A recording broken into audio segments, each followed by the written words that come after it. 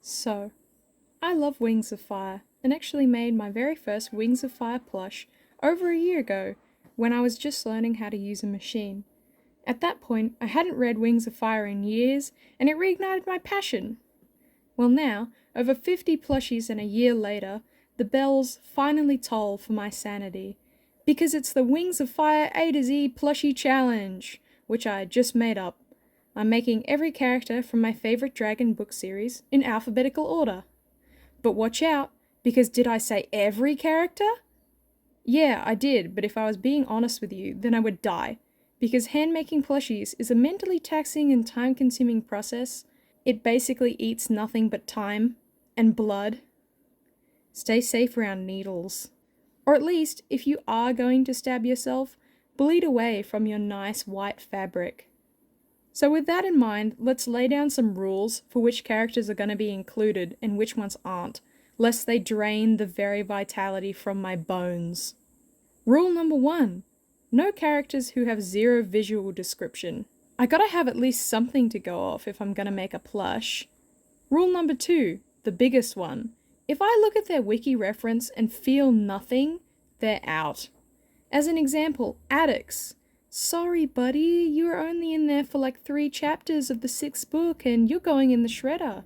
Or alternatively, if they're characters I look at and decide they can kick rocks, like Ochre or Whirlpool.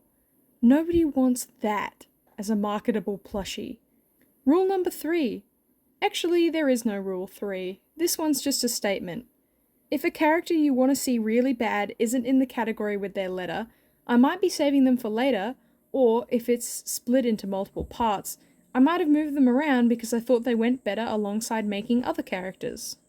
And if your absolute favourite character is some obscure loser and it doesn't look like I'm gonna make them, tell me in the comments who you'd like to see for a wild round, and I'll tally them up on my list. Anyways, with all those requirements, we now have a consolidated list of more than 63. Oh my god. Each plushie takes me 3 days to make, so buckle in, because this ride is taking off at lightning speed. And you guys can follow along if you'd like, because I'm putting up my dragon patterns I make onto my Patreon for free. I would love to see it if you make something from this. I would also send you a wet, sloppy dragon kiss if you support me with cash monies on my Patreon. It's wet because it's from a sea wing, but not that sea wing. Anyways, I'm still working on these patterns, so you might have to wait a little if I need to tweak the tribe that you wanted to make. I actually have totally forgotten the steps to making some of the dragons I have definitely done before. There's 10 of the damn tribes, and I can hardly remember how to tie my shoe in the morning. But there's some up through the link in the description, and each time I come across a new pattern type in the video series, I'll explain how to make them so you can follow. But all the dragons are very similar in the order of their creation. Now that we have our list of characters, and I've figured out my shoe, we can move on to talking about the plushie designs themselves. I have a big shelf of fabric. Kind of an exorbitant amount of fabric, but any amount of physical fabric is still less than the approximately 16 million colours that can be displayed on a monitor if you were doing a digital drawing of these characters. So there, that's our colour palette. And we might have to get quite creative with it, considering that these are all different characters. Anyways, I use 5mm pile Minky for all of my plushies because it's super soft and dense, and hides seams. But I'd also recommend Polar Fleece because it comes in a rainbow and is much cheaper than Minky. For the first video in this series, I'm going to try to explain how to put these guys together whilst I make everyone's maybe second or third favourite family murdering psychopath, Albatross. Maybe he's like 4th or 5th. The family murdering is not a strictly unique event in this universe. So for the first step, we get the sea wing back frills, or any of the spikes/spines of other dragons, and sew those together. As a standard, these parts don't include seam allowance, so make sure to add that, even on the straight edge. Make sure to backstitch over every corner and every time you change direction whilst making this. This pattern was made to be done on a machine, and if you're doing it by hand, which you can, you'll need to use pieces that don't have a seam allowance, and for the pieces like the chests and spines, that I have included the seam allowance in as a base, you'll have to actually slice these off. It gets a little silly like that. Now I'm sewing up each of the frill points. We're going to paint over these using fabric paint, not just acrylic. I was explaining this character to my friend as I made him, and it made me realize that from an outside point of view, most of these characters seem totally evil. And Albatross is evil, but how evil?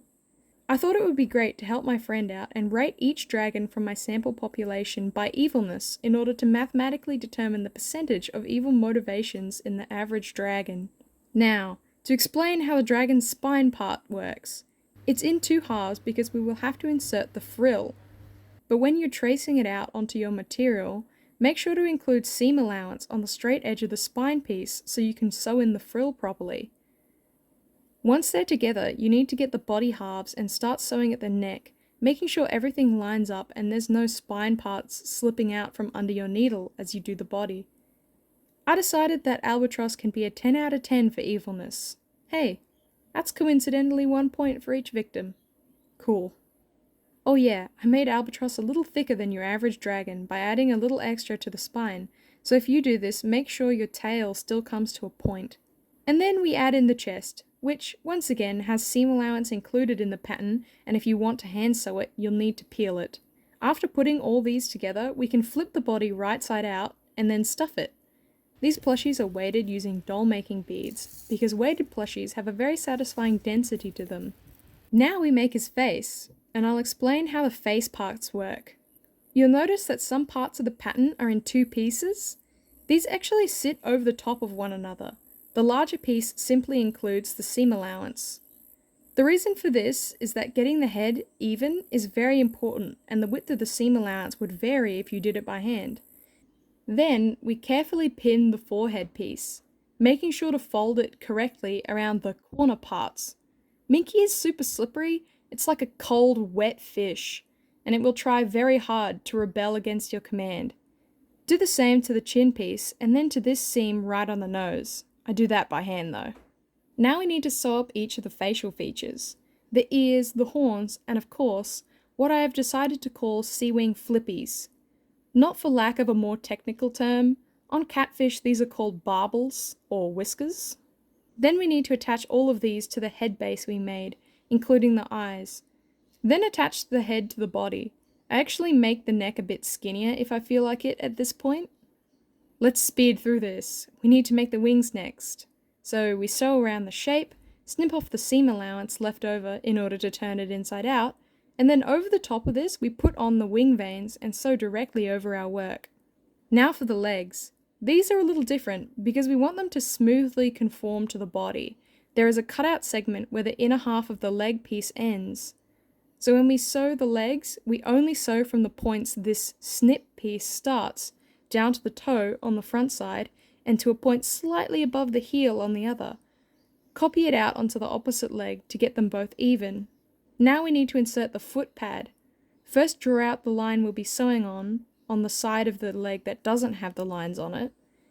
Then we sew each side of the foot pad carefully. Now we cut off the snip area we have drawn out, and also all of our seam allowance. Turn our leg inside out and stuff it. We do this same process to all of the legs.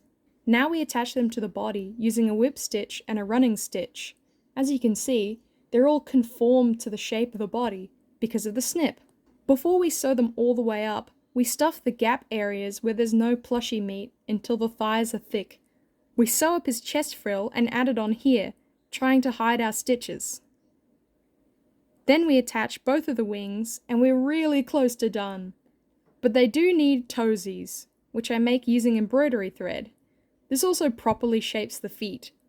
And finally, for scale details, I like to paint down a base so I can see where to put my markings before I go ahead with glow-in-the-dark fabric paint. Make sure it's specifically for fabric, as acrylic paint is just unsuitable for any plushie work. I use a very puffy paint for each of the stripes that takes a day to dry, and when complete, boom! Sea wing communication established. So Albatross is done now, alongside this crash course of how to put together the dragon pattern. I can't make every character different sizes based on their description because I would have to make a new pattern or rescale one for every single character, and ouch. You can't really tell right now because there's only one, but this is the standard size, and there's going to be one bigger and one smaller with a few exceptions. For now, have a TI-84 graphics calculator for scale. When I pulled this with one of my plushies before, someone begged me to go get a real scale. But I have hundreds of real scales on this snake, shown here for scale.